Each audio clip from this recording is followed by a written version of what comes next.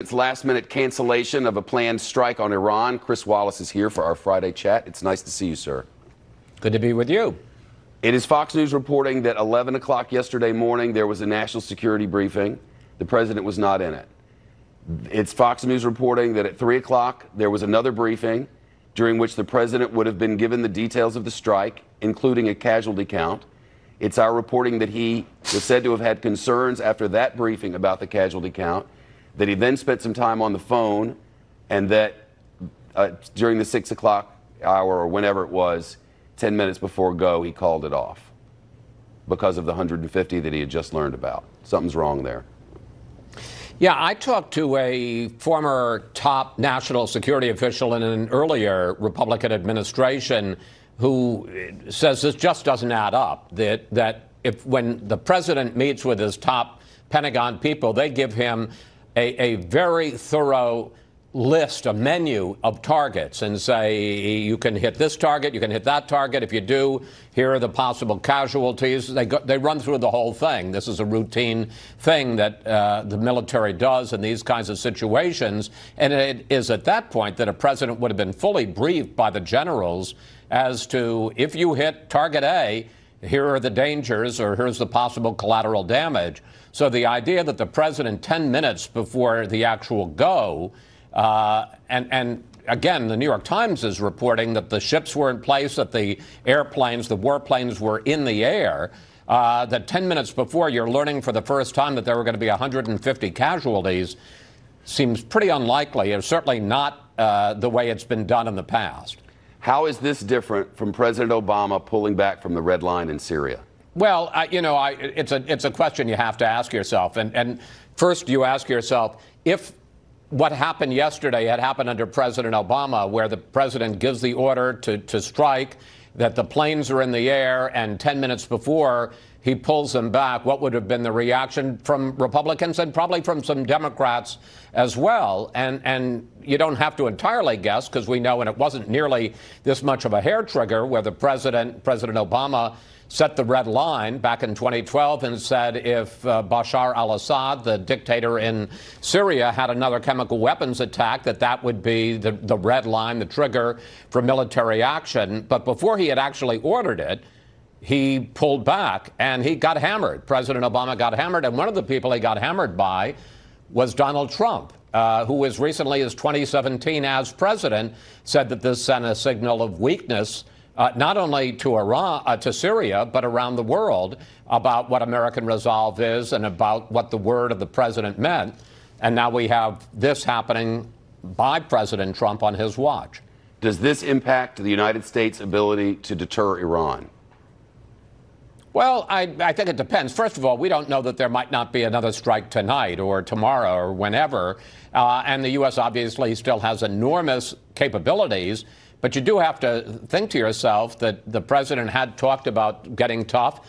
A lot of people had talked, not the president, about taking action after the mining of those two tankers in the Gulf of Oman last week. Here is a U.S. asset, a U.S. drone, a $130 billion plane that is shot down.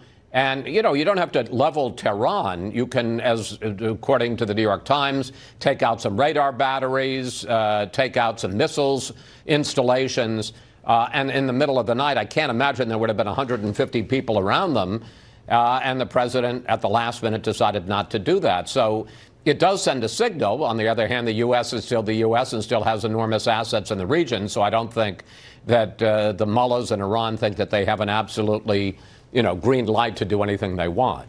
There's a pattern here with North Korea, with Venezuela, and now in continuing the pattern with Iran. He uses the military as a negotiating chit, and then the adversary waits him out. Well, you have a real conflict here between the president, because the president does talk tough, and he has used force.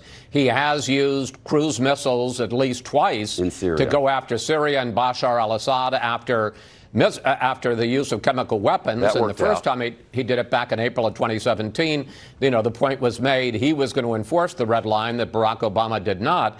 But on the other hand, for all of the talk of that, the president campaigned on and seems to not want to get the U.S. into more endless wars. And I don't know if it would be endless, but a conflict, a serious armed conflict with Iran would be a really ugly and prolonged battle. There's no way you get out of that easily. On the other hand, as we saw with Ronald Reagan in the 80s with the Kuwaiti tankers, you can, hit a radar installation or hit a missile battery, and that doesn't mean you're in a war. It just means you've blown something up and you've responded.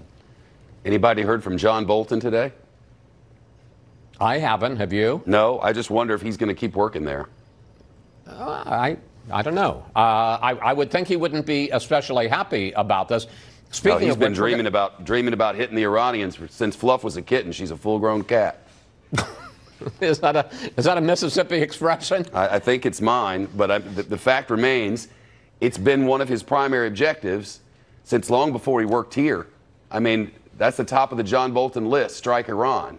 He got close. He got 10 minutes from there last night. Here's the one thing. Let's just talk about this sensibly. On the one hand, a lot of us are saying, well, why didn't you strike? But on the other hand, a lot of us, if he had struck, would have said, well, should he have done that? So, not passing judgment on anything that he did or did not do, only pointing out that the explanation, just as you said, doesn't make sense. It doesn't hold together. The timeline for when he learned information and when he decided to act doesn't make a lot of sense. And in a sense, maybe that's the biggest problem. You could argue if you don't want to strike, don't strike. If you want to strike, do strike. But don't send mixed messages that confuse not only your enemies, but even your allies and people here in this country as to what you're going to do. And then tweet out the whole thought process of American foreign policy and intervention.